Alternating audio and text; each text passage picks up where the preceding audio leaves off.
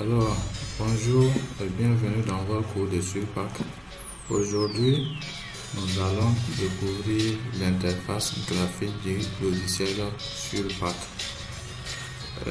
Tout d'abord, en première position, nous avons le logo du logiciel, et ici nous avons l'emplacement du logiciel.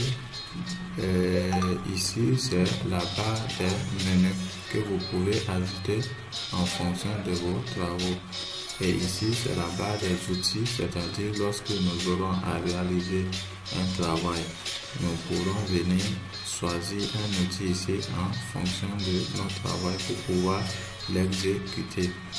À part les barres d'outils, qui est la troisième, ici nous avons le navigateur. Le navigateur, c'est la partie qui va afficher vos différents dossiers et où vous pouvez voir votre dossier et le sélectionner ou le créer, renommer et l'enregistrer comme set as Word Director, c'est-à-dire l'enregistrer comme le dossier ou l'origine où vous allez enregistrer tous vos travaux.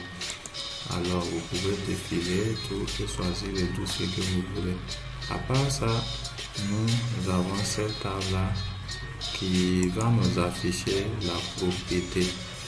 Voilà la propriété des tables sélectionnées ici du navigateur.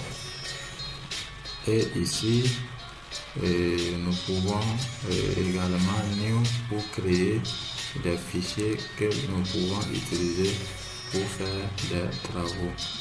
Alors ici, nous allons beaucoup développer cette partie quand nous allons commencer à créer des sections, le bloc modèle et beaucoup de choses.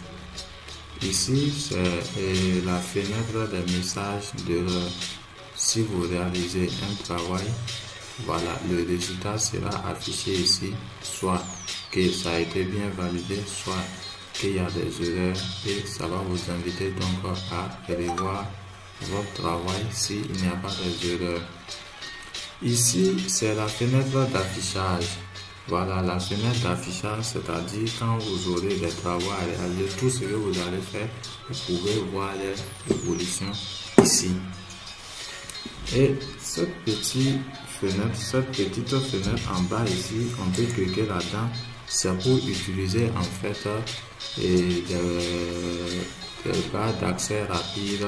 Si vous connaissez les raccourcis, vous tapez ici juste et vous cliquez entrée, ça va vous amener directement. Par exemple, essayons ça veut dire digitaliser, et que je tape entrée directement, ça met digit et point using the mouse, c'est-à-dire digitaliser le point en utilisant votre souris. Et nous pouvons prendre escape pour ressortir, escape ou échappe. Alors ici, ça va nous indiquer la position exacte de la souris, c'est-à-dire où nous allons pointer.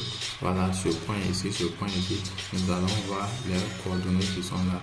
Et ici, c'est les strings. Les strings, nous les verrons. C'est comment on appelle ça encore? C'est des chaînes, des strings, c'est-à-dire c'est des chaînes, genre de cordes. Voilà, parce que le logiciel SURPAC travaille sur ce genre de choses. Alors ici, nous allons voir le pendage. Ici c'est en 3D, ici c'est en plan, ici c'est au droit d'affichage en dynamique.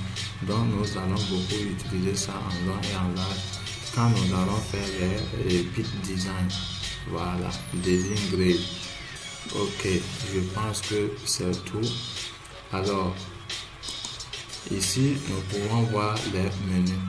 Donc nous pouvons les activités, et c'est-à-dire nous faisons un clic droit dans le vide et nous prenons menu.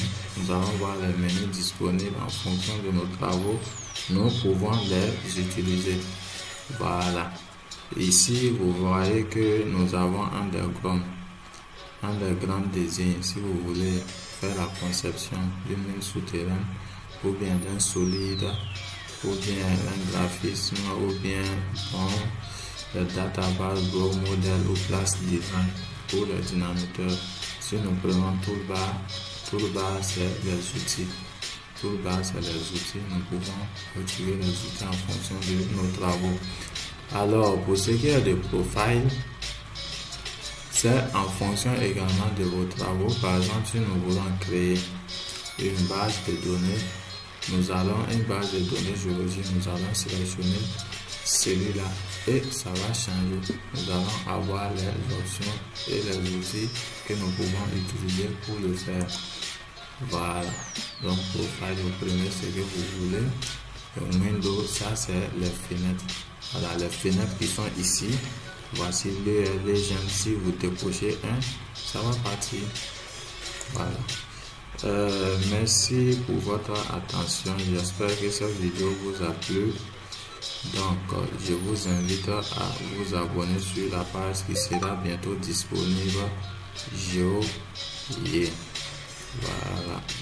Et dans la prochaine vidéo, nous verrons comment importer les données et vraiment créer une base de données pour pouvoir afficher les puits de forage. Alors, je vous dis merci, ciao et à bientôt.